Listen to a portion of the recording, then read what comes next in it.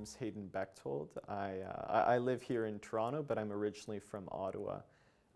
Just a bit about my role at CCTG and what I'm doing here is I'm a member of the patient rep committee first and foremost, but then I'm also one of the 2 patient reps on the GI committee as well. Outside of CCTG, I'm in Toronto for a reason. I'm a law student here, but I'm originally from Ottawa, so I go back and forth quite a bit. And the real reason why I'm kind of involved with CCTG is that when I was 22, I was diagnosed with stage 3 rectal cancer. So obviously I have a bit of a connection, or a lot of a connection, to everything that's going on here with CCTG.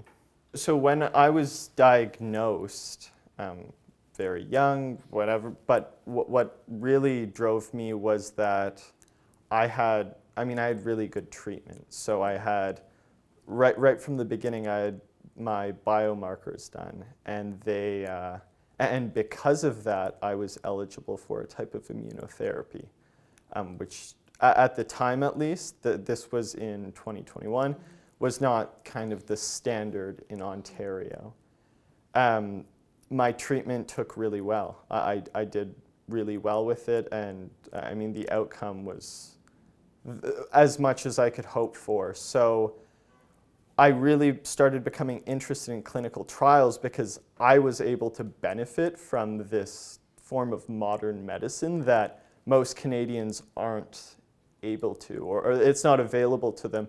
So these clinical trials became really interesting to me because, I mean, obviously my positive experience with this modern medicine or precision medicine. So I want to see it more mainstream, and I want to see more patients having this opportunity to have treatment that was similar to mine. The purpose of the trial is for the patient. There's obviously a lot of moving parts, but everyone I've spoken to who's involved in any form of treatment for cancer, the reason they're doing it is for the betterment of the patients, right? So to have, at the very beginning of all of this, to have the patient voice and to have them involved from the very beginning is kind of essential, right? Because at the end of it, we want the best outcome for the patient, and so who better to help kind of design this process. As I was going through my treatment, I realized I was in pretty unique circumstances, especially being 22 years old. There weren't a lot of other patients similar to me, but there are. So I realized I kind of needed to use my voice a little bit, just because the AYA community is quite underrepresented, right? I mean, cancer is typically for older patients, but it does affect younger people as well. So I don't really want people to fall through the cracks. So because of this interest and because of this advocacy work, I started working as a patient rep for a number of different trials. So I remember when I was first diagnosed, and anyone in my medical team brought up clinical trials, I was afraid. I was very unfamiliar with what they were, and there was a bit of a stigma, right? I was afraid of being a test subject.